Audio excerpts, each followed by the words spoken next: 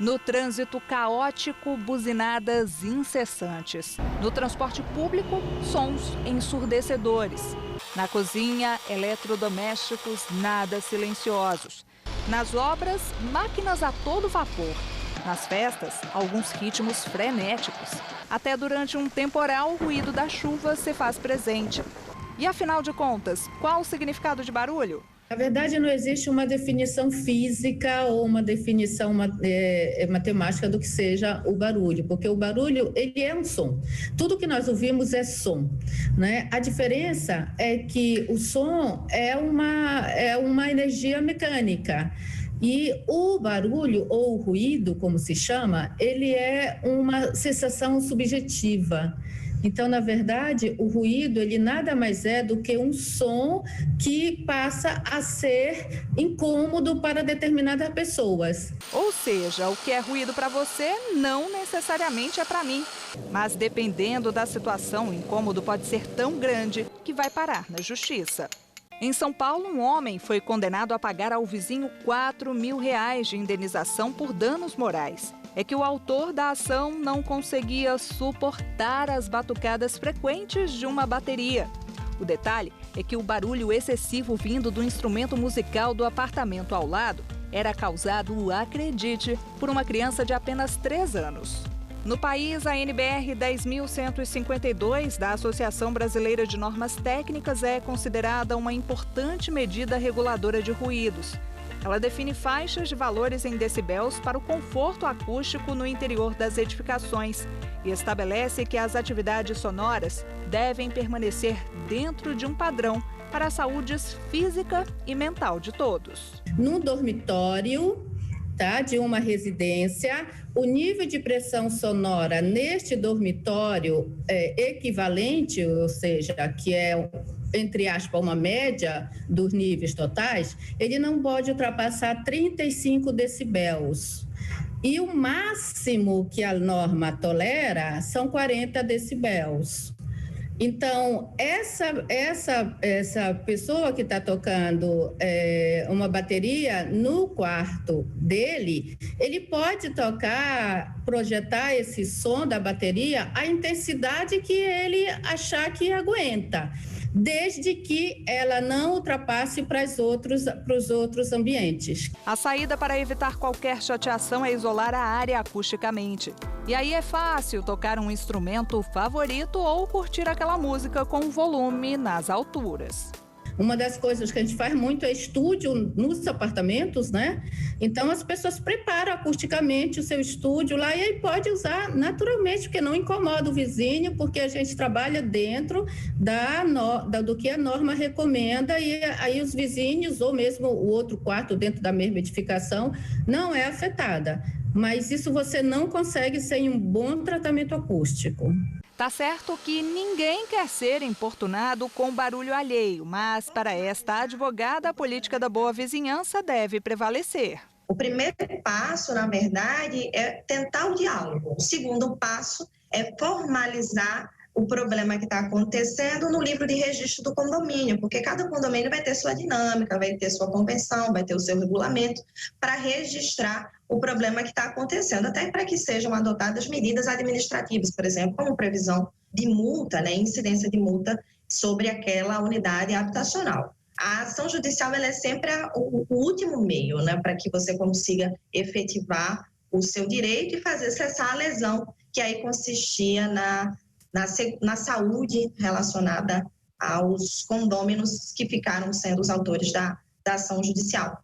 Também foi uma bateria que tirou o Rodolfo do sério. Ele bem que tentou conversar com o vizinho. Estava com uma filha recém-nascida, tinha 3 para 4 meses. E o quarto dela era justamente nas proximidades da fonte de ruído. Sugeri que colocasse dispositivos atenuadores do ruído, ou mesmo mudasse a bateria para a bateria eletrônica, que você pode fazer o controle do som. E o pai desse garoto foi extremamente refratário, né? Perguntou até quem que pagaria por isso. Eu falei, olha, não serei eu, mas eu vim de boa fé explicar que está me incomodando. Existe uma legislação que trata sobre o assunto, passei tal legislação para ele, para se inteirar.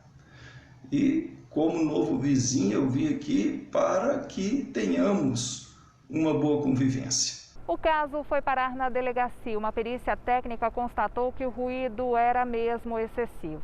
Quando ia para a esfera criminal, Rodolfo acabou desistindo do processo porque o vizinho se comprometeu a tocar apenas 60 minutos por dia, num horário específico. Mas esse acordo não foi cumprido e o rapaz passou então a tocar o tempo todo. Rodolfo não viu outra saída a não ser mudar de endereço. Eu tive que me mudar dessa casa para não causar um mal maior, porque já estávamos muito irritados e acabei tendo prejuízo financeiro e pessoal em relação a isso. A poluição sonora é considerada crime ambiental. Pode resultar em multa e prisão de 1 a 4 anos. Muitas pessoas só entendem que devem seguir uma lei, que devem respeitar o próximo se lhe afetar o bolso. Essa é a grande consciência da maioria da população. Em São Paulo, é o som alto da vizinhança que tira o sossego da Gabriela. São músicas altas, às vezes eles viram a madrugada escutando música, às vezes parece até que tem disputa de quem escuta a música mais alto, porque são 2, 3 casas ouvindo música ao mesmo tempo, crianças que jogam bola no nosso portão, que ficam gritando até 2, 3 da manhã, são brigas às vezes dos vizinhos. Não tem um dia que a gente consiga passar o dia inteiro sem um grande barulho externo.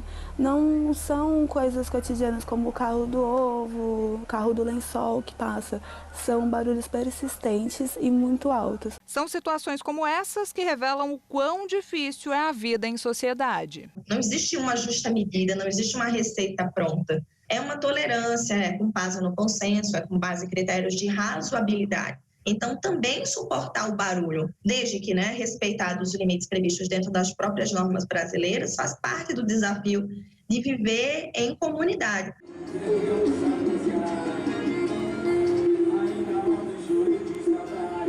Diariamente é assim. Da janela do apartamento em Brasília, a Keila consegue ouvir os ruídos que vêm do Lava Jato ao lado. Ela, que cuida do marido que teve um AVC, tem dificuldade, inclusive, para se comunicar em casa. Tá difícil de ter uma boa noite, viu? É ensurdecedor, é incômodo para toda a família.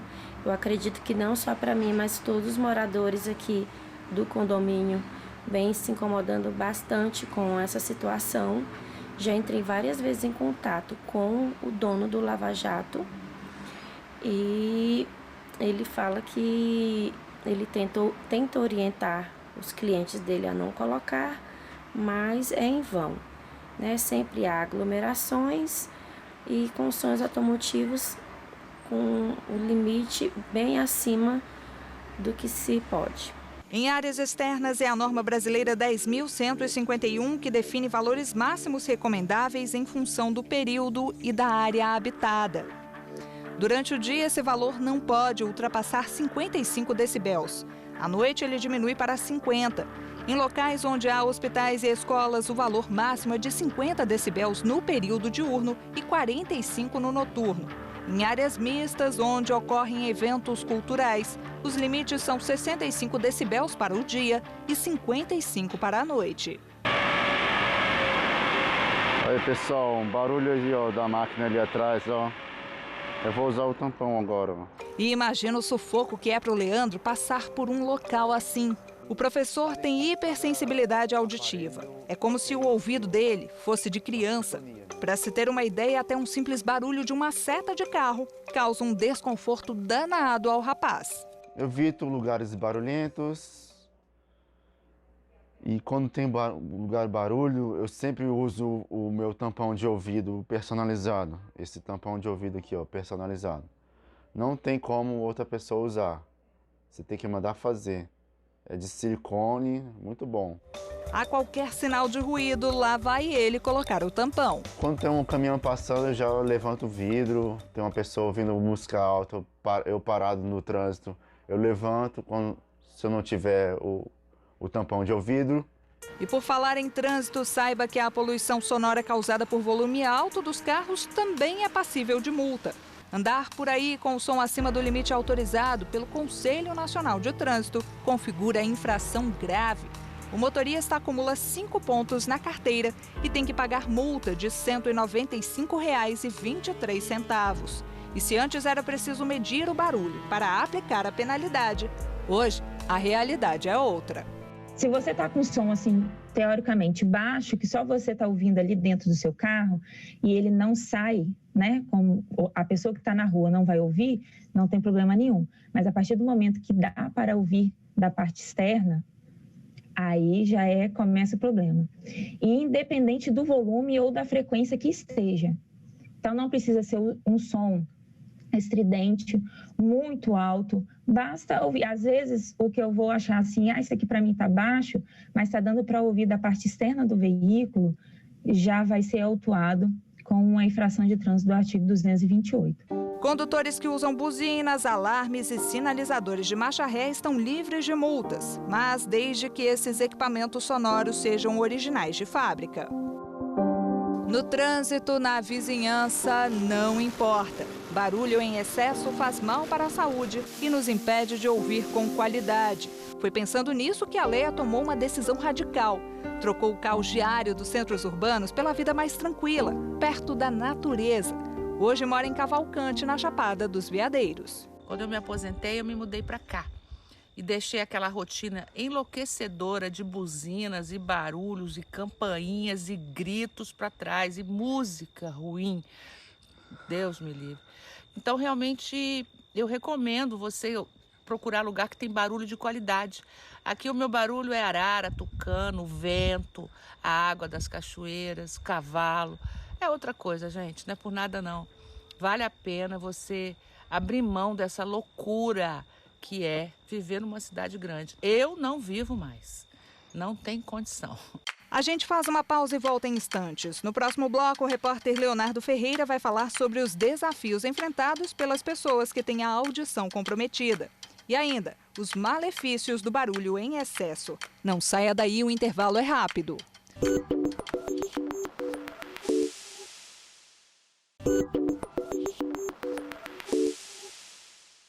Desde a hora em que nascemos até o fim da vida, somos estimulados pelos sons. Aliás, ainda na barriga da mãe, o bebê começa a desenvolver o sistema auditivo. É por meio dele que aprendemos a nos comunicar. O som mexe com as emoções. Na empolgação, tem gente que exagera e coloca o volume lá no alto. Eu comprava aquelas caixas de som, que vinha 7 caixas de som, e eu via mesmo bem alto. Meu esposo brigava comigo e eu não queria nem saber.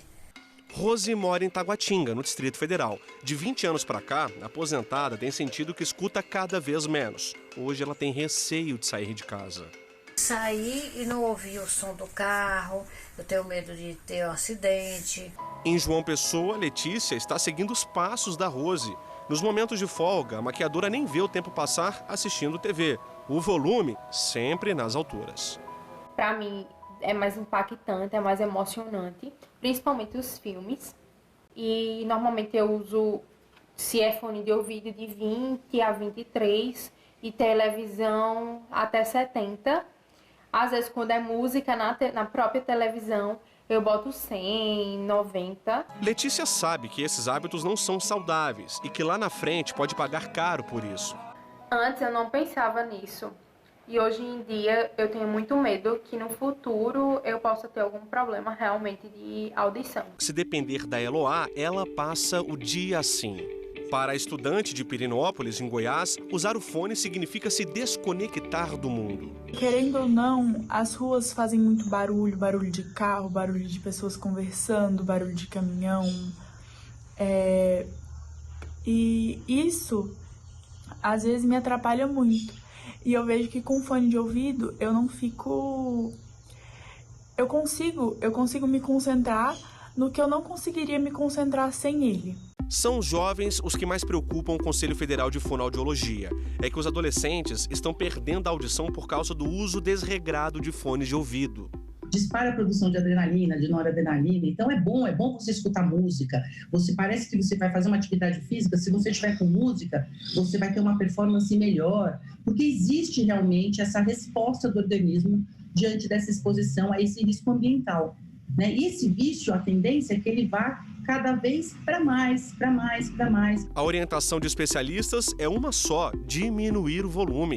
O fone pode ser um companheiro, mas dependendo do uso, tende a se tornar também um inimigo. Ao usar um fone, você tem que ser capaz de escutar uma mensagem, escutar e compreender uma mensagem falada com você, para você, numa distância de 1 metro. E a gente sabe que não é isso que acontece. Então, utilizando o fone, se você consegue ouvir uma pergunta que uma pessoa faz para você numa distância de 1 metro, quer dizer que você está usando um fone num volume razoável, que você não fique alheio à sociedade no entorno que você está. Não é apenas uma questão de perda auditiva, é segurança de vida mesmo. Você está usando um fone numa rua, alguém quer te dar um sinal de alerta, tem um carro, tem uma buzina, alguém quer te avisar que está acontecendo alguma coisa. Você fica completamente alheio quando você está com o som num nível tal que você não consegue nem mesmo ouvir uma mensagem falada diretamente a você numa distância muito curta, que é uma distância de 1 metro. Os dados acendem um sinal de alerta. Segundo a Organização Mundial da Saúde, 900 milhões de pessoas no mundo todo podem ficar surdas até 2050. Os principais fatores para o aumento dos casos são o envelhecimento da população e os altos ruídos. Mas como cuidar da audição quando o ambiente de trabalho é barulhento? Tanto a consolidação das leis trabalhistas quanto a Constituição Federal estabelecem medidas de proteção à saúde do trabalhador para diminuir a exposição a barulhos excessivos. As medidas do governo e também dos empregadores devem ser todas voltadas para a eliminação do risco, se possível, ou para a diminuição do risco, para a diminuição daquele agente insalubre. Então, o direito básico do trabalhador seria um direito a não trabalhar num ambiente insalubre, e no caso de ruído, então, não trabalhar num ambiente com ruído. Mas é evidente que em algumas situações isso não vai ser possível, né? Alguns trabalhos eles vão ter, evidentemente, a necessidade de ter o ruído no ambiente, vão pensar numa obra, por exemplo. É o caso de músicos, DJs, motoristas, entregadores, cabeleireiros e profissionais da saúde e da construção civil. A norma regulamentadora 15 do Ministério da Economia estabelece limites para proteger esses trabalhadores. Essa NR15, ela prevê lá o limite de 85 decibéis para o ruído contínuo ou intermitente, aquele ruído então que é mais prolongado, né? E também um limite máximo de 130 decibéis, é isso mesmo, 130 decibéis para o ruído de impacto. O ruído de impacto é aquele ruído muito curto, que dura menos de 1 segundo, e tem um intervalo de mais de 1 segundo para o próximo ruído. Por muitos anos, Maria Aparecida trabalhou como reparadora mecânica em São Paulo. Todos os dias ela escutava o barulho do motor dos veículos para identificar o defeito.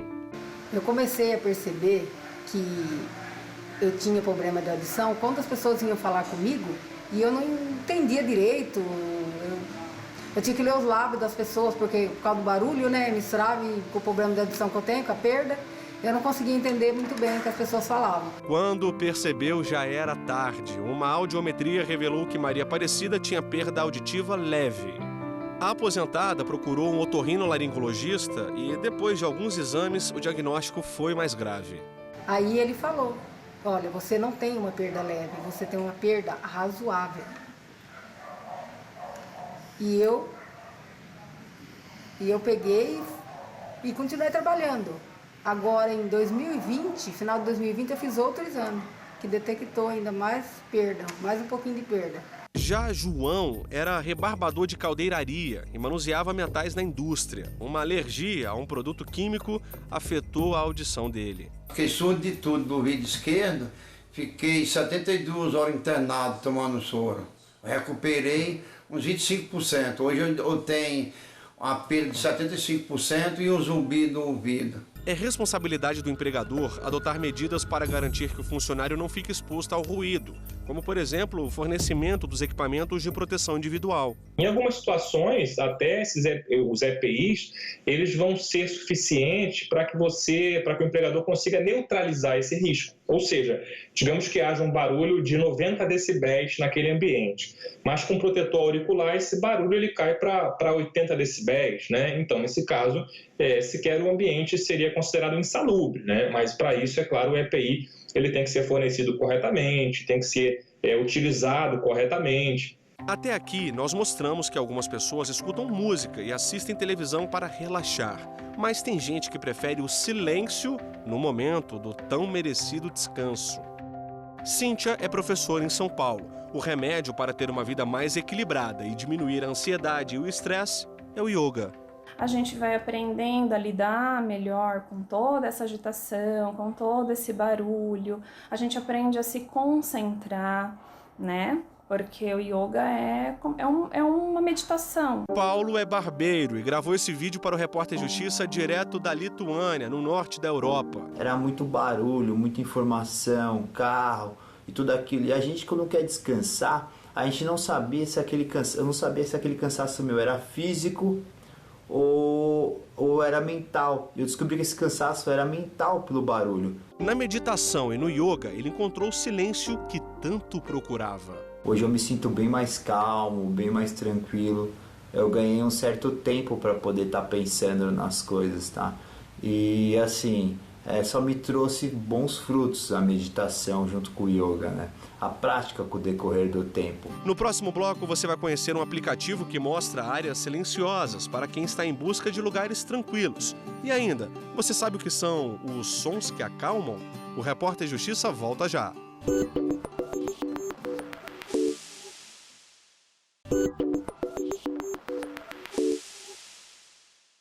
As cidades estão cada vez mais barulhentas e encontrar lugares silenciosos é um privilégio e tanto, um luxo.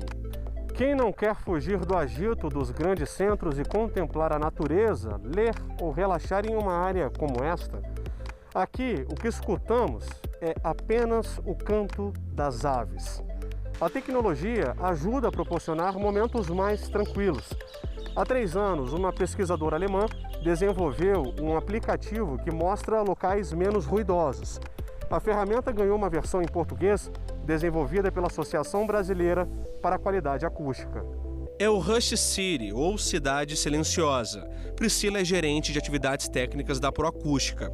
Ela explica que, além de identificar os locais mais calmos no meio urbano, o aplicativo mostra a qualidade sonora dessas áreas. As pessoas vão até esses lugares, né, tranquilos, os lugares que gostam, os lugares que identificarem, gravem um som do local com o aplicativo, tirem uma foto, podem fazer uma avaliação subjetiva, né, responder algumas perguntinhas sobre o que você acha do local, sobre quais seriam os descritores que você utilizaria para definir esse local. A ferramenta virtual é gratuita e serve para pesquisar as paisagens urbanas. Outra iniciativa é o Mapa de Ruídos, uma compilação de dados que revela um diagnóstico mais amplo da poluição sonora e os efeitos dela na sociedade. Ele é muito importante para a questão de planejamento urbano, para a questão da gestão pública, do controle de ruído, porque é como se você fizesse um diagnóstico sonoro da cidade com esse mapa, né? A gente costuma explicar que é como se a cidade tirasse um raio-x sonoro da cidade. É possível que o poder público faça o gerenciamento das rotas, das vias, utilize uma frota, por exemplo, em um lugar muito ruidoso, uma frota de ônibus elétrica, ou troque a velocidade das vias. Existem diversas formas, né? Alterar o pavimento, para que se possa ter uma redução de ruído, né? Todo ambiente é composto por diferentes sons, sejam eles de origem natural, humana, industrial ou tecnológica. E este é justamente o conceito de paisagem sonora. E você sabia que os sons têm uma relação direta com recordações? Os bebês são um exemplo disso. Tem memória sonora que vem desde o ventre da mãe. Todo som que faz parte da nossa vida e todo som que tem uma importância, teve em algum momento da nossa vida uma importância muito grande, esse som nos permanece na memória durante toda a nossa existência. A música está aí para provar isso. Além do som mexer com as emoções, é capaz de resgatar momentos felizes ou mesmo tristes. Aquelas canções que fazem você ficar um pouco mais triste, porque ela te lembra alguém do teu passado, a tua avó, o teu avô, ou ela retrata uma situação que foi desagradável, isso também vai ficar na tua memória. Quando ouvimos sons da natureza, o corpo relaxa e a alma fica leve. E vamos combinar? Quem não gosta de dormir ouvindo o barulho da chuva? Eu adoro escutar o barulho de chuva para dormir, acalma e relaxa. Ainda mais quando tá frio, fica perfeito para dormir. Eu gosto também de sons de sussurros ou alguém falando baixo. Lembra bastante quando eu era pequeno, minha mãe cantava ou contava história para dormir. Essas imagens te acalmam? Os vídeos são produzidos pela Karine, moradora do Rio de Janeiro. As gravações são publicadas no canal dela no YouTube. Imagens e sons são uma combinação perfeita para uma boa noite de sono. Naquele dia que eu estou bem chateado, ou naquele dia que foi bem agitado, eu escuto, eu vejo um vídeo de ASMR e isso me deixa completamente mais tranquila. Fora a crise de ansiedade também, quando eu tenho, eu consigo melhorar bastante ouvindo e vendo os vídeos de ASMR. A ASMR é uma sigla em inglês que significa Resposta Sensorial Autônoma do Meridiano. Existem vídeos de pessoas com as mãos, porque também é uma parte visual. Existem sons, você pode explorar muitos sons. Sons de plástico, sons de teclado. Então são diversos sons agradáveis que a gente acha comum, mas pode ajudar muito a gente. Então isso me encanta demais. Uma coisa tão simples poder ajudar de uma forma tão grande muitas pessoas. Vídeos que num passe de mágica despertam as melhores sensações. Depois de uma década de pesquisa acadêmica, Fernando criou o podcast Ser Sonoro para falar de paisagem sonora e a relação do mundo com os diferentes sons. Com o Ser Sonoro eu espero estimular a escuta, que é um sentido que muitas vezes está em segundo plano. Nós já escutamos antes de nascer e depois que a gente morre, a escuta é um dos últimos sentidos a ir embora. E mesmo assim a gente trata muito mal a nossa escuta, principalmente nas grandes cidades. Tem muito ruído, muito barulho, e isso faz com que a gente atrofie a nossa escuta e sobrecarregue a visão. Além de doutor em Ciências da Comunicação, Fernando é músico e professor de pós-graduação em audiovisual. No podcast, ele costuma dizer que também escutamos com o corpo. Isso é fácil de perceber com os graves que a gente sente no peito. Mas todo som, não só os graves, são sentidos no corpo. É por isso que os sons podem ameaçar, proteger ou seduzir. E essa variedade de sensações é o que eu tento explorar no podcast. E assim a gente termina o Repórter Justiça desta semana. Já segue o nosso perfil no Instagram, é o TV Justiça Oficial. No YouTube o canal é o mesmo. Se quiser entrar em contato com a nossa produção, o e-mail é o repórterjustiça@stf.jus.br. Até a próxima!